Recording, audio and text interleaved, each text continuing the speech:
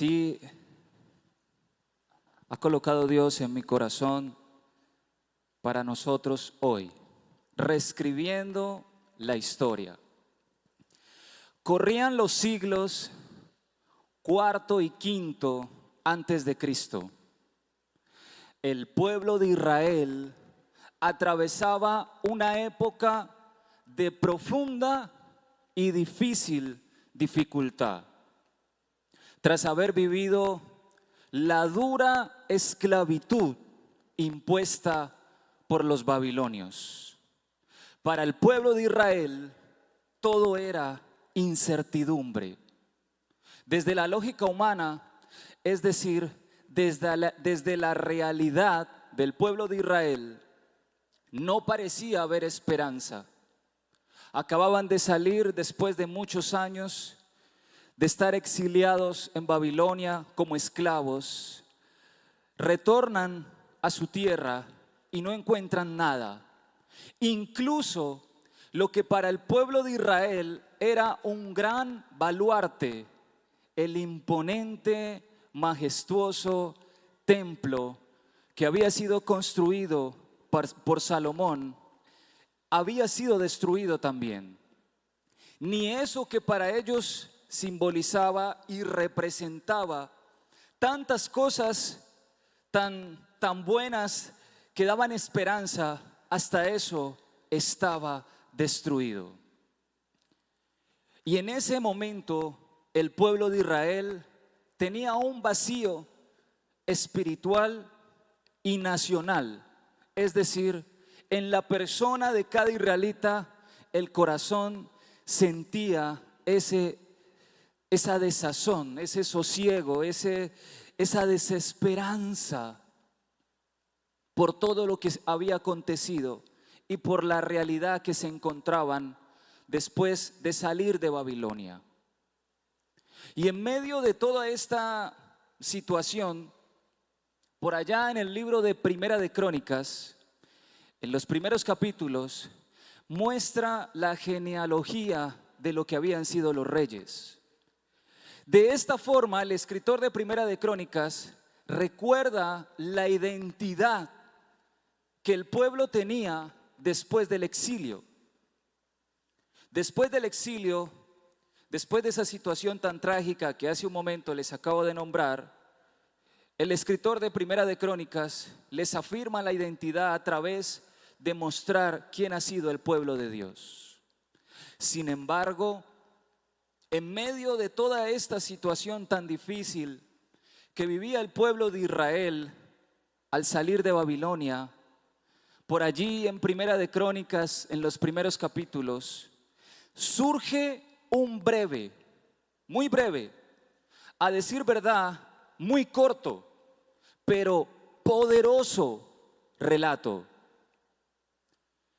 Una historia que no es muy amplia en la Biblia.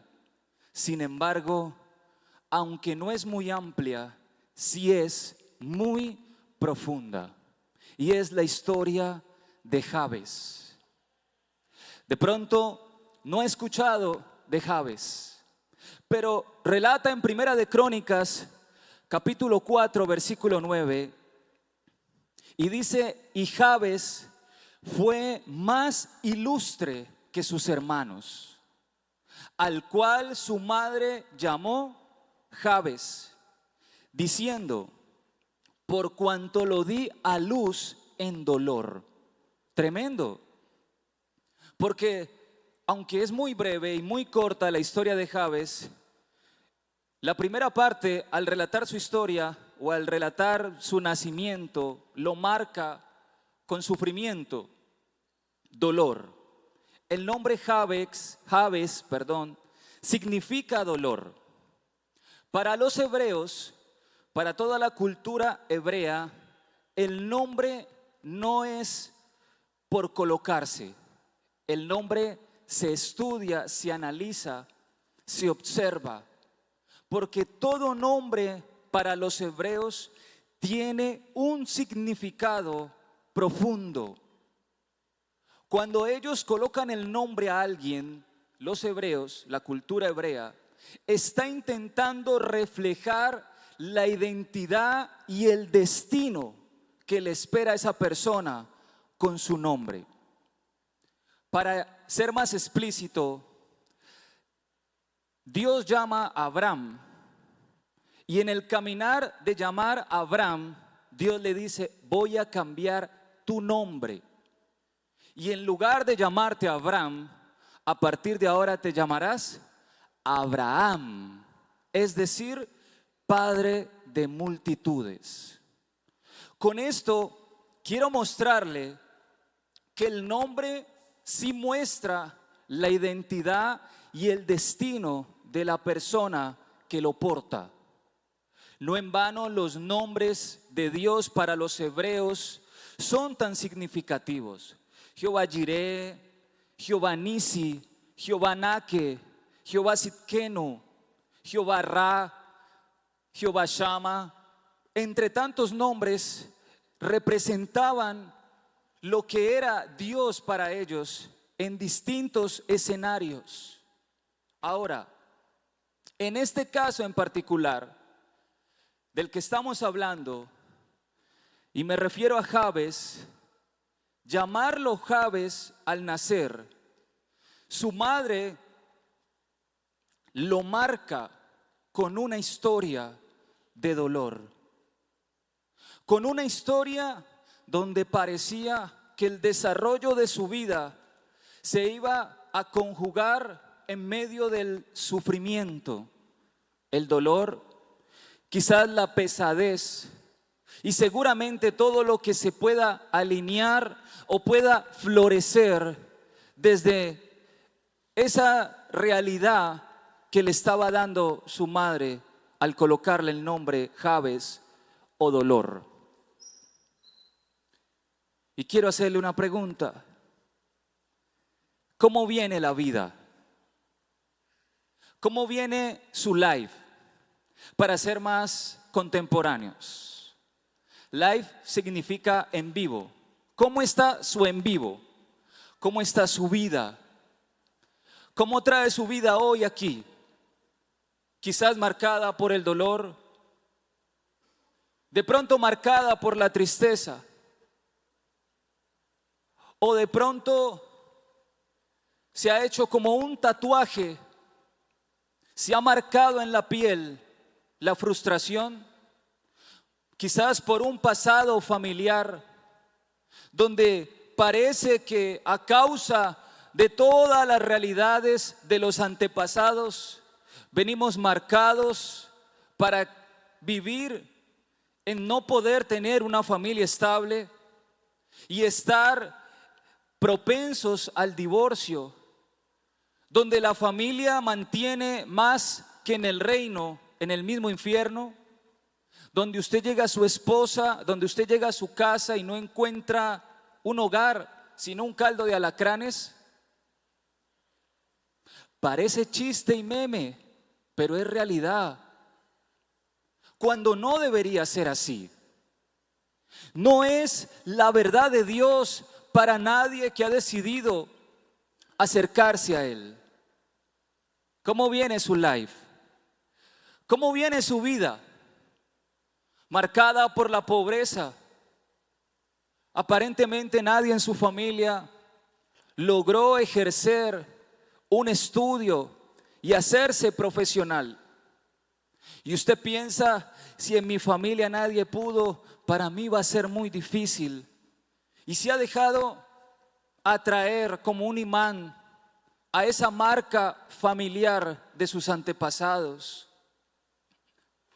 O se ha pensado, ha creído que el destino es vivir en la escasez, constantemente solamente tener para sobrevivir y no alcanzar a vivir.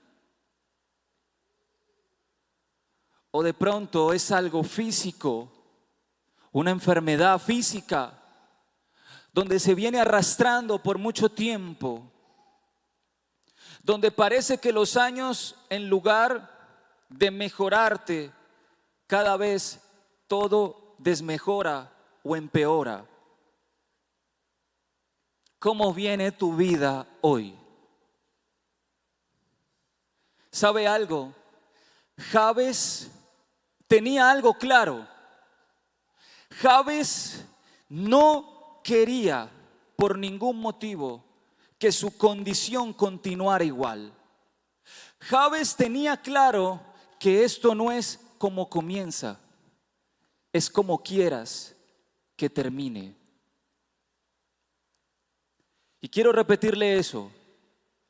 No es como comienza, es como quieras que termine. Y es que todo esto no se trata del comienzo. Todo esto no se trata de cómo nace.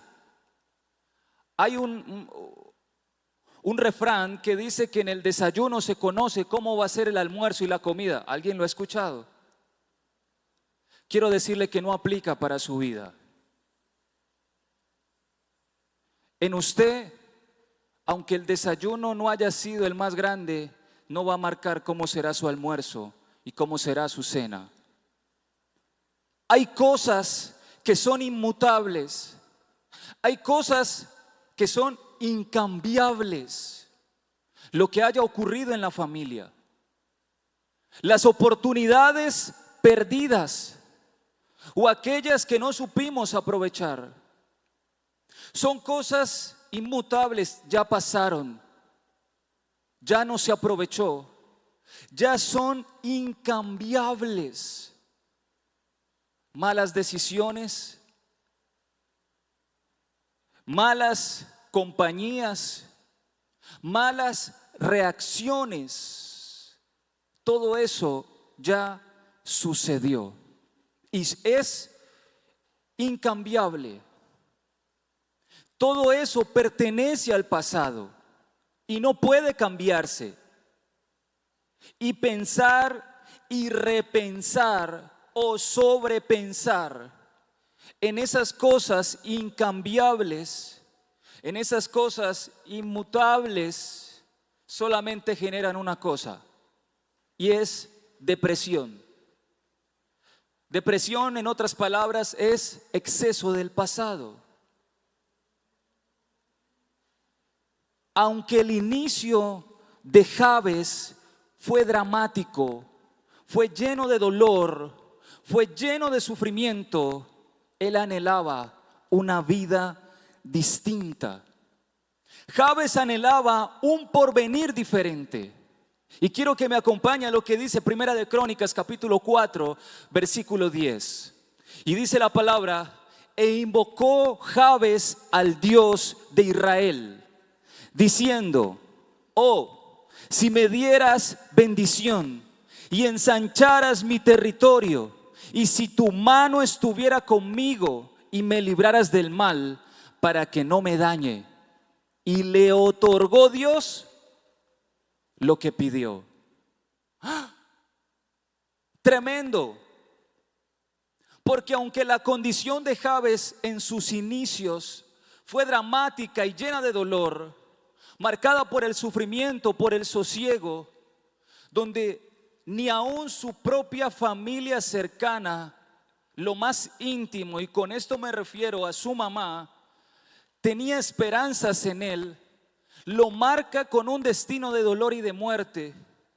De pronto usted ha venido así, donde incluso su misma familia no ha creído en usted y le ha marcado, o entre chanza y chanza le ha dicho que su futuro no será el mejor, o que usted nació para quedarse en esa condición de no poderse capacitar, de ser pobre, de vivir, de sobrevivir constantemente, como le pasó a Jabes.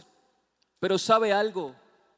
Jabes no se supeditó, Jabes no se acomodó, Jabes no se acondicionó, no se condicionó a lo que su familia más íntima, su mami, le dijo: al dolor, al sufrimiento, a un destino de desgracia. Jabes no lo hizo así. Jabes invocó a Dios y dijo: e invocó Jabes a Dios. Hoy entendemos, hoy usted y yo podemos comprender, podemos entender que el mismo Dios a quien Jabes invocó se ha revelado plenamente en Jesús. El mismo Dios que Jabes invocó en Primera de Crónicas capítulo 4 versículo 10, hoy se nos revela a nosotros plenamente en Jesús. Y con esto te quiero decir algo. Lo único que puede transformar la condición humana de tinieblas a luz es invocar el nombre de Cristo. Es lo único que puede transformar, que puede restaurar, y para ser más profundos, que puede sacar de las tinieblas y colocar en la luz. Es invocar el nombre de Cristo. Y de pronto usted se preguntará, pero yo he invocado el nombre de Cristo. Quizás usted ha hecho la oración como Jabes: Señor, si me bendijeres, Señor, si estuvieres conmigo, Señor, mi trabajo, mi familia, mi esposo, mi esposa, mis hijos. Y no encuentra respuesta, o no encuentra esa afirmación como la vivió Jabes, porque al terminar el versículo 10 dice: y le otorgó Dios lo que pidió. Quizás no ha encontrado ese que Dios le diga a usted: y te otorgo lo que me has pedido. Podría ser. Y es que leyendo esta historia que solo contiene 2 versículos, el 9 y el 10, en el capítulo 4 de Primera de Crónicas, me surgió la pregunta, como de pronto la trae usted: ¿por qué Dios le otorgó a él lo que pidió después de esa oración? Y la inquietud que me surgió es esta, y se la quiero compartir. ¿Qué implica invocar el nombre de Jesús? ¿Qué implica invocar el nombre de Cristo?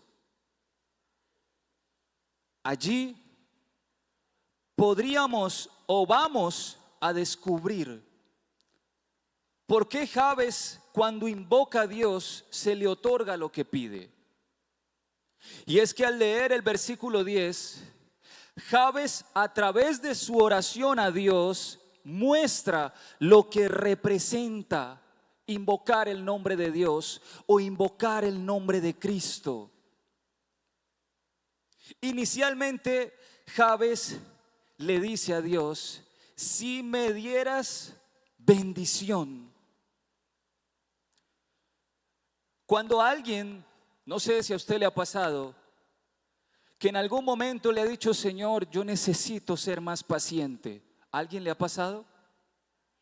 Señor, dame paciencia. ¿Alguien ha orado así? En ocasiones he hecho oraciones así. Y cuando inicié en mi caminar con Dios, esperaba algo así como los padrinos mágicos o una varita mágica que de la nada me colocara la paciencia. ¡Ting! Súper paciente.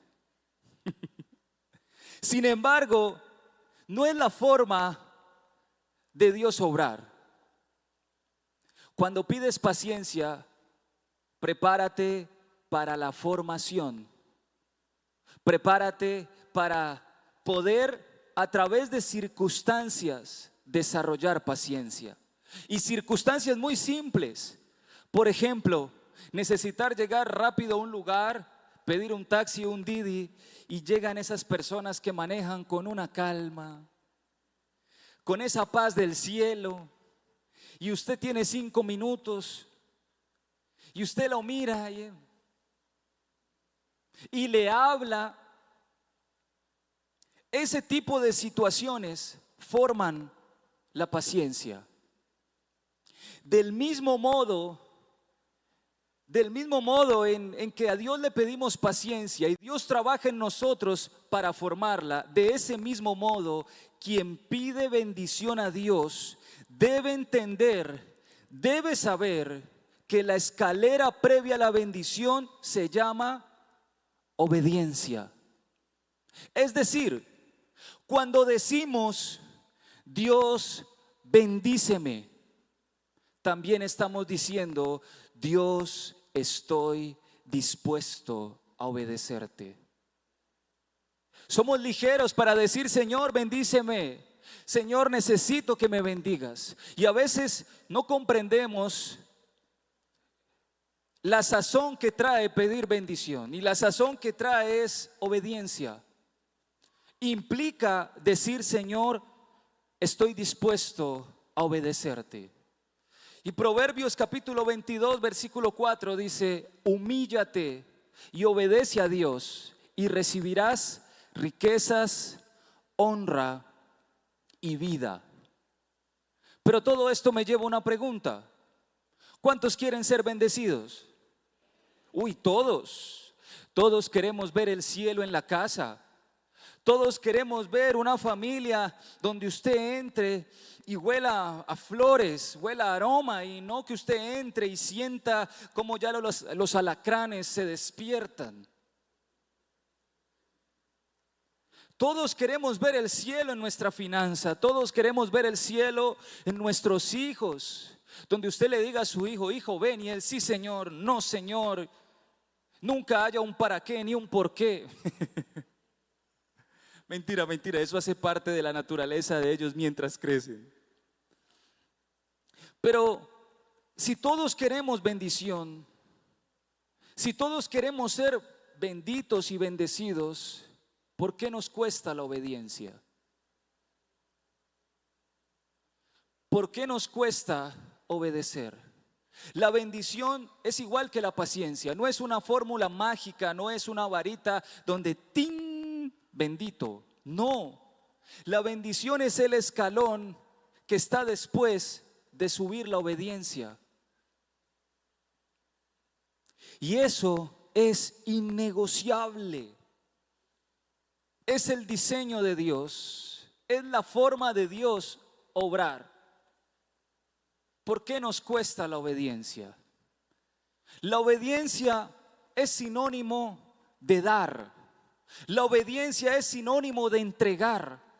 Eso es obedecer. Obedecer es dar, es entregar algo. Y con esto no le quiero llevar a un contexto financiero solamente. Romanos capítulo 16 versículo 25 dice: porque todo el que quiera salvar su vida la perderá, y todo el que pierda su vida por causa de mí la hallará. Ahora, si obediencia es sinónimo de dar y entregar, ¿por qué cuesta tanto dar? ¿Por qué nos cuesta tanto entregar lo que Dios nos está pidiendo para así obedecer? Entre las tantas razones por las que nos cuesta dar, una de ellas es el miedo. Dar nos genera miedo.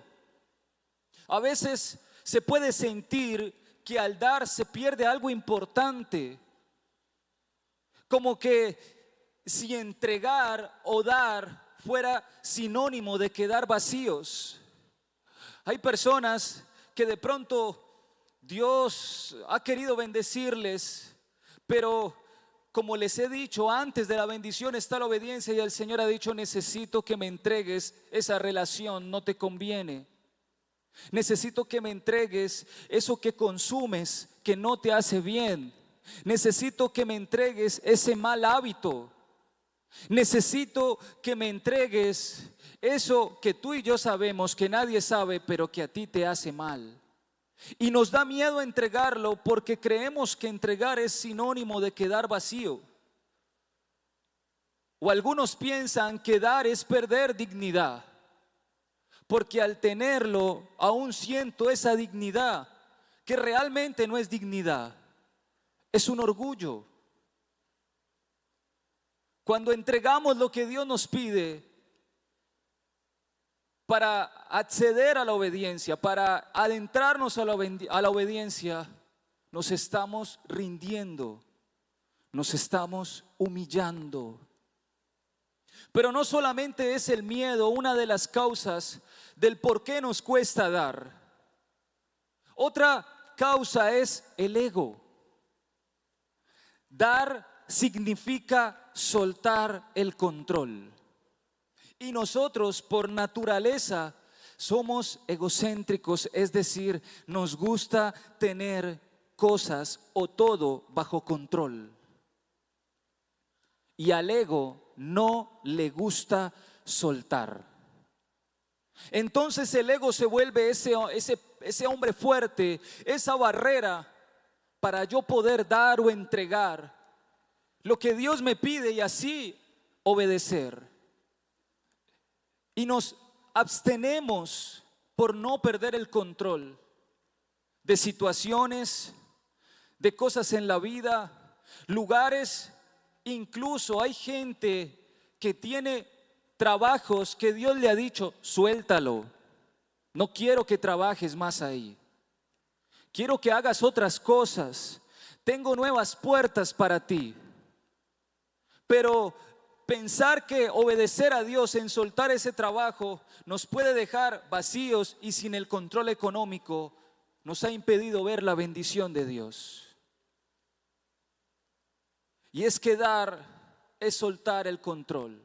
Entregar, obedecer es soltar el control de algo.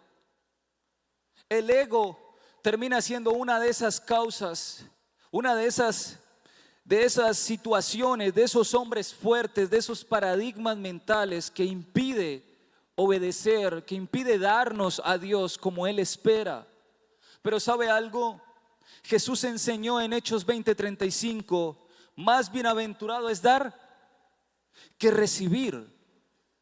¿Por qué bienaventurado? Bienaventurado en otras palabras es por donde camines, el bien y la misericordia, como dice el Salmo 23, te acompañará.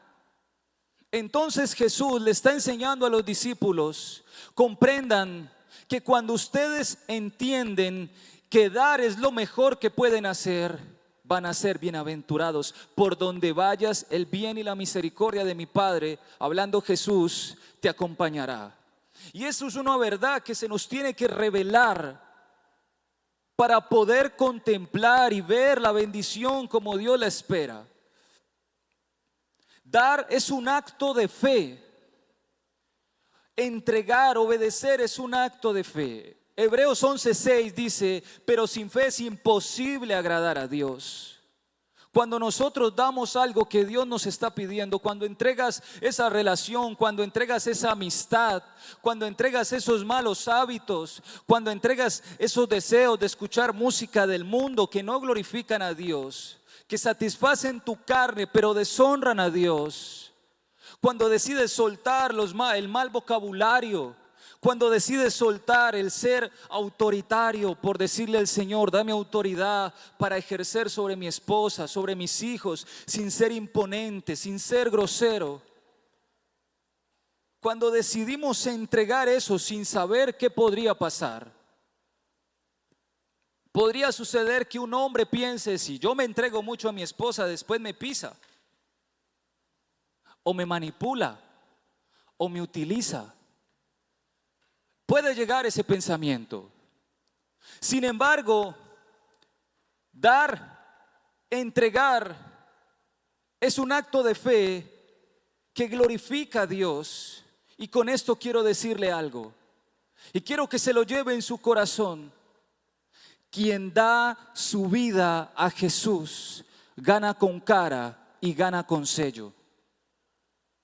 Quien entrega su vida a Jesús, quien da todo lo que Dios le esté colocando en su corazón entregar, quien suelta en manos de Dios todo lo que Dios te ha pedido, llámese pareja, llámese trabajo, llámese sueño, llámese proyecto, llámese situaciones personales, quien da, quien obedece a Dios, gana con cara y gana con sello. Porque incluso las cosas que parecen malas, Dios las usa para nuestro bien. La bendición La bendición de Dios no llega siempre como recompensa inmediata, como una vara mágica. También llega como fruto de la comunión con Dios, de un caminar con Dios, donde en ese caminar Dios me habla, me muestra, me guía de cosas que me hacen daño, que debo soltar para poder llegar donde Él me quiere tener. Y lo único que le puedo decir es que lo único que Dios piensa de usted son pensamientos de bien y no de mal, para darles el fin que esperas.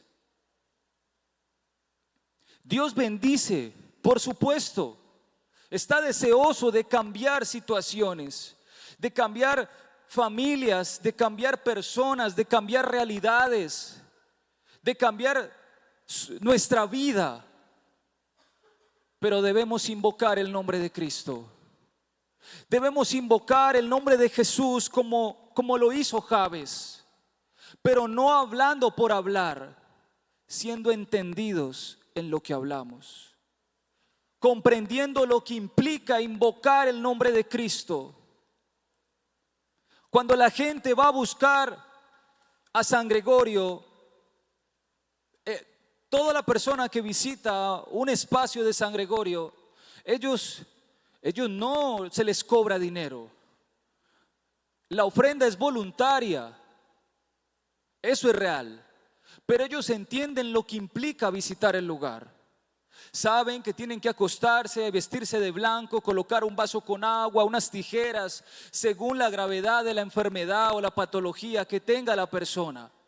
Sabe lo que implica estar ahí. Cuando una persona va y busca a un santo para guardar su vida, para guardar sus hijos, el nombre que usted quiera colocarle, entiende lo que implica decirle a ese santo que guarde su vida o bendiga su casa. Cuando alguien, no sé si usted ha visto que hay gente que coloca unos muñequitos así afuera de sus negocios, y no me refiero al gatico, es como un bebé. Quien hace eso entiende que se debe en honra a él, y usted ve, le ponen plata, le ponen comida. Ahora, ¿a dónde le quiero llevar? Debemos comprender que invocar el nombre de Cristo no es brotar una lámpara mágica. Invocar el nombre de Cristo tiene unas implicaciones. Y Dios sí te quiere bendecir. Y Dios sí te quiere transformar. Y Dios sí te quiere dar otra familia. Y Dios sí quiere renovar tu matrimonio.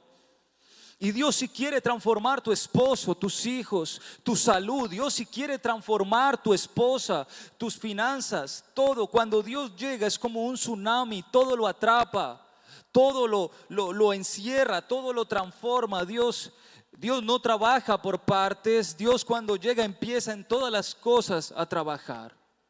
Pero debemos entender que la bendición implica obediencia. Obediencia en dar lo que nos ha pedido. Y quiero que tenga esto presente. Dios bendice, pero su mayor bendición es moldear, es crear o generar el carácter de Cristo en nosotros. Esa será la mayor bendición que Dios te dé. Más allá de todas las cosas materialmente importantes, el tesoro más grande que Dios puede hacer en la vida de un ser humano es poder formar el carácter de Cristo. ¿Sabe por qué? Porque solo aquellos que han sido formados y han logrado llegar a la estatura del varón perfecto, un día estarán en la eternidad.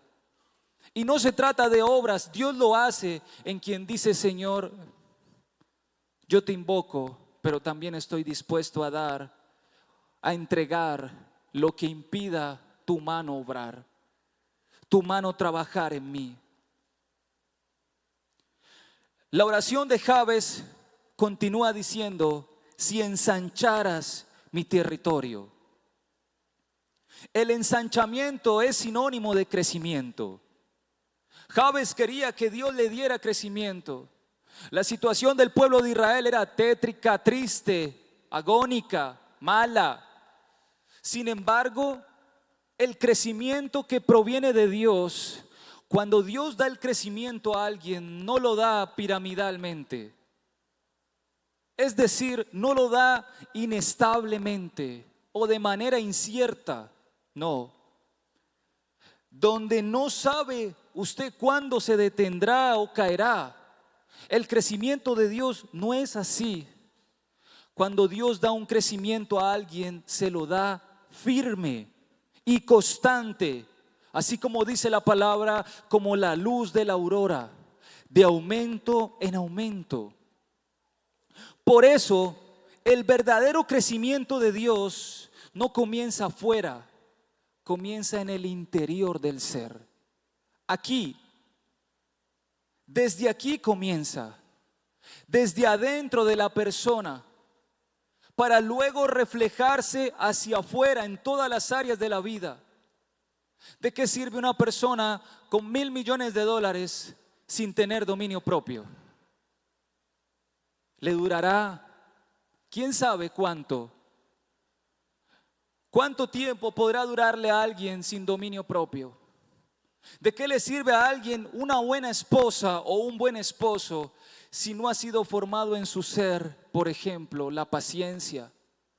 No ha sido formado el amor. El amor no desde un sentimiento, sino desde una decisión. Termina siendo infructuoso, termina siendo algo que, una bendición que no crece, tendría siendo una familia, un hogar que seguramente se dañará. Por eso, antes de Dios ensanchar hacia afuera, primero te trabaja adentro, en tu interior, en tu persona, en tu carácter. Y después, como dice 3 de Juan, versículo 2, amado, yo deseo que tú seas prosperado en todas las cosas y que tengas salud, así como prospera tu alma. ¿Cómo obra Dios en el interior del ser humano para producir ese crecimiento hacia afuera? ¿Cómo obra Dios en la vida de nosotros para que empecemos a ver ese crecimiento hacia afuera? ¿Sabe? Lo primero que hace Dios en una persona que busca su presencia, que invoca su nombre, es sanar su alma, sanar su interior. Seguramente el Señor te va a invitar a perdonar o a pedir perdón. Y eso es de las cosas seguramente más difíciles. Y aunque no voy a profundizar en el tema, sí te quiero recordar que no siempre sentirás hacerlo. No siempre sentirás pedir perdón o perdonar a quien Dios te dice, pero recuerda, sí puedes decidir hacerlo. Aunque no lo sientas, puedes decidirlo, entendiendo que solo de una persona que se ha dispuesto para que Dios sane su corazón, vive lo que dice Proverbios 4:23. Sobre toda cosa guarda el corazón, porque de él mana la vida. Pero no solamente sana el corazón, cuando Dios quiere ensanchar, viene y transforma tu mente. Dice Proverbios 23:7, tal el hombre piensa, así es él. Por eso lo importante de leer la palabra. Queremos que Dios ensanche nuestra vida, queremos tener crecimiento. Los pensamientos tendrán que ser renovados, los pensamientos tendrán que ser transformados. Y la única forma de lograrlo es a través de su palabra, de leerla, de estudiarla. Pero no solamente quiere transformar la mente y sanar el corazón. También Dios te empieza a mostrar el valor, por ejemplo, de la familia. Cuando te acercas a Dios, cuando lees la palabra y te encuentras con lo que dice Proverbios 18:22, quien tiene esposa encuentra la bendición de Jehová. Miras con otros ojos los que tienen esposa a su pareja. Mira cómo Dios la ve, la dignifica a Dios. Y te muestra el valor que posiblemente no se le había dado. Y al empezar a darle ese valor, seguramente Dios empezará a traer ese crecimiento familiar.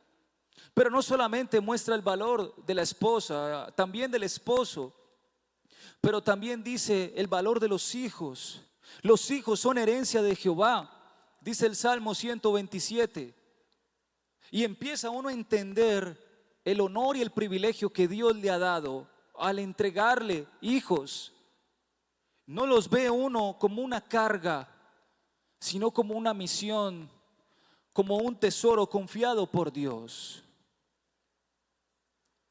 Nos enseña a través de la palabra, antes de ensancharnos, antes de traer un crecimiento en tu empresa, antes de traer un crecimiento en tu vida personal, antes de traer crecimiento en tus finanzas, antes de traer crecimiento en tu familia, en tu matrimonio, de poder ver una familia diferente. Y con ensanchamiento me refiero a ver la bondad de Dios en tu casa, a ver una familia distinta, que se comprende, que se entiende.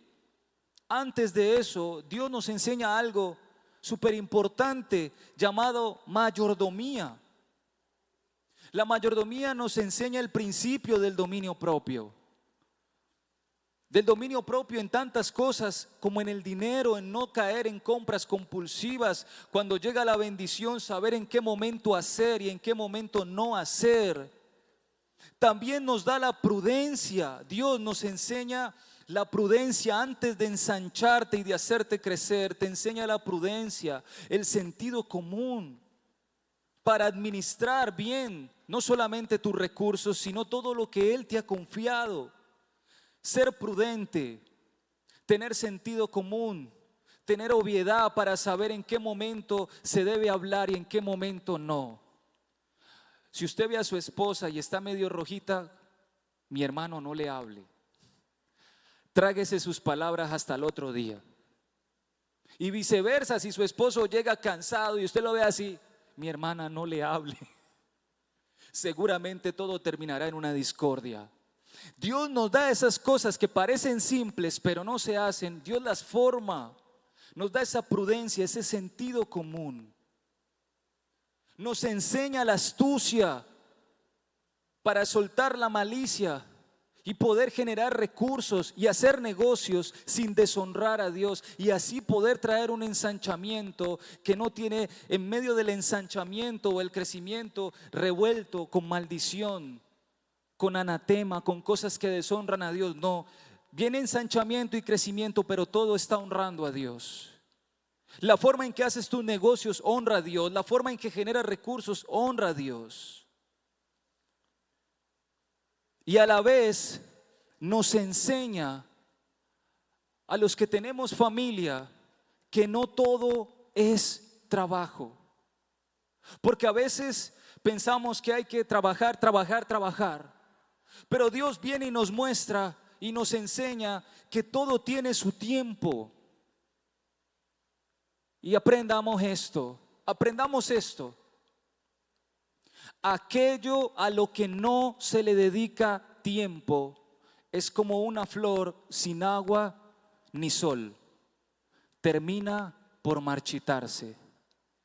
Todo a lo que usted no le dedique tiempo, su relación con Dios, su relación con su esposa, con sus hijos, sus relaciones familiares, sus relaciones maritales, solamente su pareja y usted, todo a lo que no se le dedica un tiempo, y un buen tiempo, es como una flor que no se le coloca agua ni le da el sol, termina marchitándose. Ningún éxito justifica el fracaso familiar. Ningún éxito justifica el fracaso familiar. Por eso, antes de Dios traer crecimiento y ensanchamiento en cualquier área de tu vida, primero trabaja en tu interior. Forma tu ser, forma tu carácter. Lo siguiente que dijo Jabes fue: si tu mano estuviera conmigo.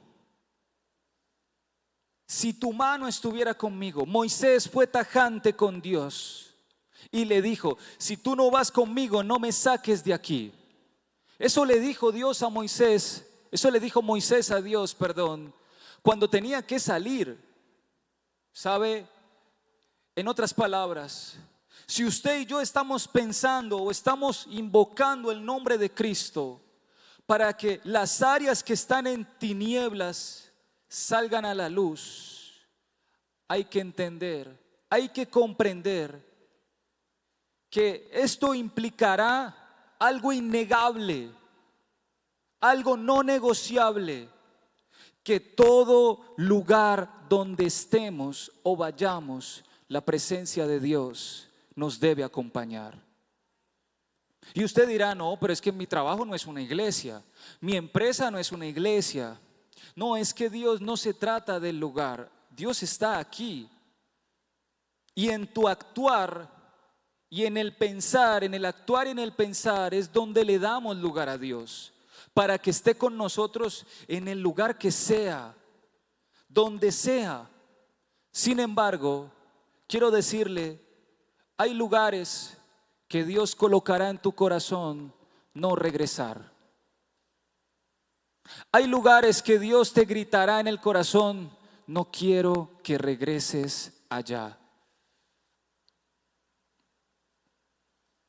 Hay amistades que Dios te inquietará por no frecuentar tanto, o quizás no volver a ver.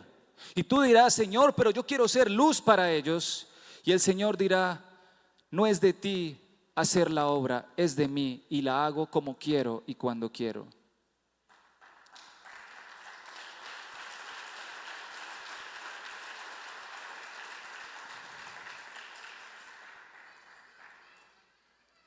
Quizás tu nombre, tu historia o los errores han marcado.